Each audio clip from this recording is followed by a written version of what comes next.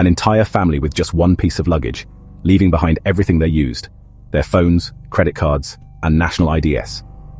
The vehicle left for an unknown destination and disappeared. Seeing their journey, it seemed that someone was following them. What was the reason behind their disappearance and what happened to their fate?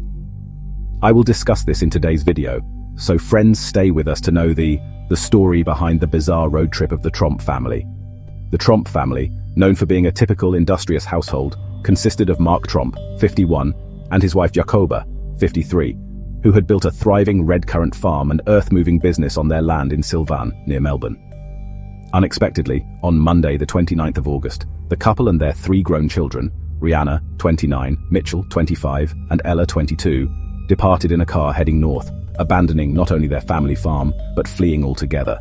The Tromps leave their home, leaving behind phones, credit cards, and a trail of unanswered questions. Their sudden family trip was baffling. Their sudden departure was the start of a bizarre saga that would captivate a nation. Headlines screamed of the mystery, and the public was gripped by the unfolding drama. Relatives grew worried when the family missed planned events. They knew something was terribly wrong. This wasn't like them. The Tromps were reliable, always in touch. Police arrived at the Tromp home to find an unsettling scene. The house was eerily quiet. The house was unlocked. Personal belongings, usually taken on trips, remained untouched. Wallets, keys, and even passports were left behind. It was as if the Tromps left in a hurry, driven by an unknown force. The driveway, once bustling with activity, now stood empty and silent. The mystery of their disappearance deepened. What could have caused this seemingly perfect family to vanish without a trace? The questions lingered, and the search for answers began. They drove for the first day and night until they reached Bathurst, roughly 500 miles away from their home. As they drove, their behavior became increasingly erratic. They traveled without luggage, relying only on a stash of cash. It was later disclosed that Mark and Jacoba had been experiencing escalating levels of anxiety and paranoia. Reports indicated that at least one of them was convinced that someone was plotting to harm them and steal their money. Mitchell was the only family member who did not share the belief that they were in peril. They ditched their phones, convinced they were being tracked. Unlike the rest of his family, Mitchell Tromp brought his cell phone. About 30 kilometers away from their house, they made him toss his phone out of the car window because they believed it was being used to monitor their movements. Mitchell, the eldest son, later revealed they were in a delusional state, convinced their lives were in danger. The family traveled in Ella's silver Peugeot SUV for the entire first day and night, until they arrived at the town of Bathurst in New South Wales, which is 800 kilometers west of Sydney. Mitchell then departed from the family at 7 o'clock on Tuesday in Bathurst. In one town, they refused to give their names, fearing they were being followed.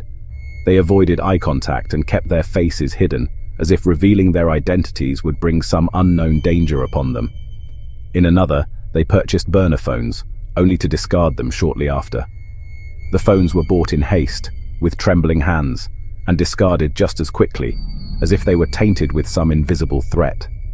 Each stop painted a picture of a family spiraling deeper into delusion.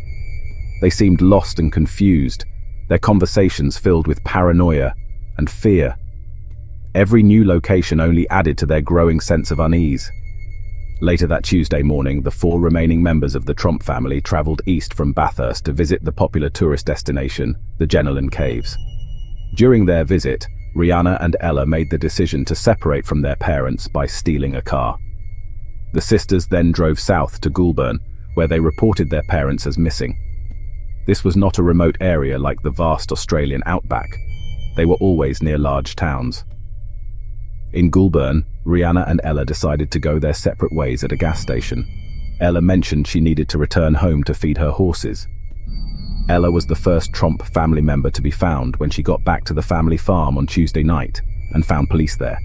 Mitchell would come home the next morning after taking a series of trains. Mitchell and Ella seemed to be mentally fine, but Rihanna was not. Rihanna was found in the back of Keith Whitaker's Ford F250. It wasn't until he had been driving for almost an hour that he discovered her there. When he stopped and checked on her, he found Rihanna in a catatonic state, unable to remember her name or where she was. He recalled hearing a kick while driving, causing him to come to a complete stop to call the police. Rihanna was subsequently admitted to Goulburn Hospital for psychiatric treatment, where she is currently receiving care. Authorities have decided not to press charges against her for the stolen vehicle due to mental health concerns. On the other hand, Ella has been charged with stealing the car. News of the Tromp's disappearance spread like wildfire. The media, sensing a captivating story, descended upon the family's quiet town. The public, hungry for answers, devoured every detail. As the media attention increased and a search across state lines commenced, Mark and Jacoba started driving back towards Melbourne from the Jenolan Caves. The same day, Mark and Jacoba travelled to Wangaratta and separated. Jacoba headed north, while Mark remained in Wangaratta. The following day, they found themselves separated in the Victorian town of Wangaratta, located 600 kilometers south. It is believed that Mark is linked to a case where a couple was dangerously tailgated by a car of the same making and color as Mark's. When the young couple pulled the car over, the person tailgating them did the same. The young couple recalled Mark Tromp getting out of his car and running towards them. He eventually stopped in the middle of the road and stared at them, then walked into Merriwa Park in Wangaratta and disappeared. The police searched the park, but no one was found. In an effort to track him down, police suspected that he stayed a night at Miller's Cottage Motel, where a room had been broken into. Jacoba then somehow made her way back north, under circumstances that remain unclear, and was discovered the next day in Yass, about 350 kilometers away, wandering in a distressed state. She was then transported to a hospital in Yass, and later transferred to Goulburn to be with her daughter Rihanna, where they both received ongoing mental health care. At Sylvan, Mitchell and Ella appeared before the press and expressed their confusion over their parents' paranoid actions. Mitchell stated that he had never witnessed such behavior before and emphasized his desire for his father to be located, describing him as a loved and non-threatening figure in his life. The final element of the strange mystery was resolved on Saturday night, a week after it all started, when Mark Tromp was discovered near Wangaratta Airport. After being interrogated by authorities and evaluated by a mental health professional, after spending 5 hours at the police station, he was escorted out by a family member and gave the media the middle finger. Mark would later publicly apologize for the hurt and concern caused by these events. After this event, Mitchell and Ella would appear before media, thanking the police for finding their father. They didn't go into detail about what happened and essentially stated they were still perplexed by it. With no family history of mental illness and with other various reasons were ruled out, many wonder what caused the family to leave their home. With that being said, let's get into the theories. Sergeant Mark Knight, who is familiar with the family, stated that they did not have any known mental health issues. Contrary to some speculations on social media, there was no indication of drug use, the family was not in debt, and they were not affiliated with any religious organizations. The first theory is the family was poisoned by an environmental toxin on their farm, causing them to have bizarre delusions. The second theory is the family was involved with the mob. At one point, the family was planning on fleeing the country but changed their minds because they believed their passports could be tracked.